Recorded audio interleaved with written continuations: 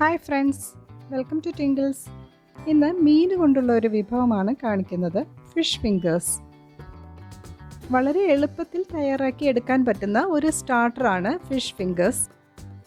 എങ്ങനെയാണ് ഇത് തയ്യാറാക്കുന്നത് എന്ന് നമുക്ക് നോക്കാം.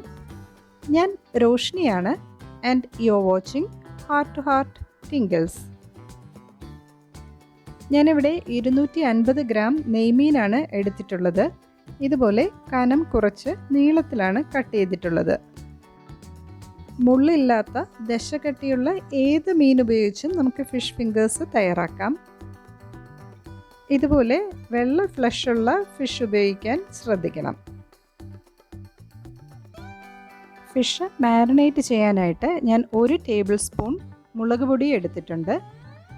പിന്നെ 1/2 ടീസ്പൂൺ ഗരം മസാല, 1/2 ടീസ്പൂൺ മഞ്ഞൾപ്പൊടി, കുരുമുളക് പൊടി 1/2 ടീസ്പൂൺ, കോൺഫ്ലോർ എടുത്തിട്ടുണ്ട് 2 ടേബിൾ സ്പൂൺ, പിന്നെ ആവശ്യത്തിന് ഉപ്പ്, വെളുത്തുള്ളി 4 അല്ലിയും ഒരു ചെറിയ പീസ് ഇഞ്ചിയും കൂടെ ഒന്ന് ചതച്ചെടുത്തിട്ടുണ്ട്. ഏകദേശം ഒരു 1.5 ടീസ്പൂൺ ഉണ്ടാവും. പിന്നെ ഒരു കോഴിമുട്ട, 1 ടേബിൾ സ്പൂൺ നാരങ്ങ നീര്. നമുക്ക് ബ്രെഡ് ക്രംസ് ആവശ്യമുണ്ട്. അതിനായിട്ട് ഞാനൊരു 4 പീസ് ബ്രെഡ് ഒന്ന് ചെറുതായിട്ട് ചൂടാക്കിയിട്ട് മിക്സിയിലിട്ടൊന്ന് പൊടിച്ചെടുത്തിട്ടുണ്ട്. ഇനി നമുക്ക് ഫിഷ് ഒന്ന് മാരിനേറ്റ് ചെയ്ത് വെക്കാം. നമ്മൾ എടുത്തു വച്ചിരിക്കുന്ന കുരുമുളക് പൊടി, മുളക് പൊടി, ഗരം മസാല, മഞ്ഞൾപ്പൊടി, ഇഞ്ചി വെളുത്തുള്ളി ചതച്ചത്, കോൺഫ്ലവർ, ആവശ്യത്തിന് ഉപ്പ്, പിന്നെ നമ്മൾ നാരങ്ങ നീര് എടുത്തിട്ടുണ്ടായിരുന്നു. അത് നമുക്ക് 1 ടേബിൾ സ്പൂൺ ഒഴിച്ചു കൊടുക്കാം. ഇനി നമുക്ക് ഒരു മുട്ടയും കൂടെ ഒഴിച്ചിട്ട് കൈകൊണ്ട് തന്നെ നന്നായിട്ടൊന്ന് മിക്സ് ചെയ്യാം.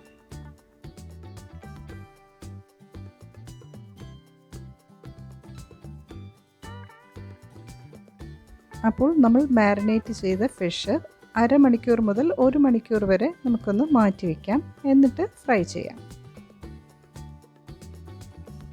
ഇപ്പോൾ അരമണിക്കൂർ കഴിഞ്ഞിട്ടുണ്ട്. നമുക്ക് ഓരോ പീസും എടുത്ത് ഈ ബ്രെഡ് ക്രംസിൽ നന്നായിട്ടൊന്ന് കോട്ട് ചെയ്തെടുക്കാം.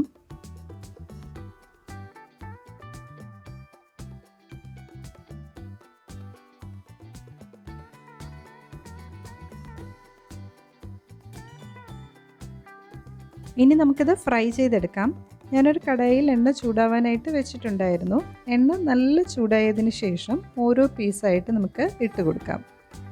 ഇനി നമുക്ക് മീഡിയം ഫ്ലെയിമിൽ ചെയ്താൽ മതിയാവും, അല്ലെങ്കിൽ ബ്രെഡ് ക്രംസ് പെട്ടെന്ന് കരിഞ്ഞു പോകും.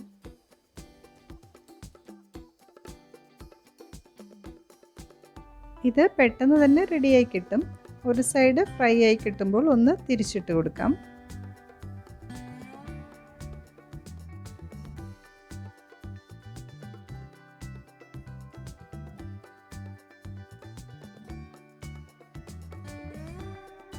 ഇപ്പോൾ എല്ലാ സൈഡും ഒരുപോലെ ഫ്രൈ ആയി കിട്ടിയിട്ടുണ്ട്. നല്ലൊരു ഗോൾഡൻ ബ്രൗൺ കളർ ആയിട്ടുണ്ട്. കണ്ടില്ലേ, എന്ത് ഈസി ആയിട്ട് നമുക്കിത് ഉണ്ടാക്കിയെടുക്കാൻ പറ്റും. നല്ല ടേസ്റ്റിയുമാണ്. ഉറപ്പായിട്ടും ഇത് എല്ലാവരും ഒന്ന് ട്രൈ ചെയ്ത് നോക്കണേ. അപ്പോൾ എപ്പോഴും പറയാറുള്ളത് പോലെ ഇതുവരെയും ടിങ്കിൾ സബ്സ്ക്രൈബ് ചെയ്യാത്ത ഫ്രണ്ട്സ് തീർച്ചയായിട്ടും ഒന്ന് സബ്സ്ക്രൈബ് ചെയ്യണേ. വീണ്ടും മറ്റൊരു റെസിപ്പിയുമായി ഉടനെ തന്നെ കാണാം. നന്ദി, നമസ്കാരം.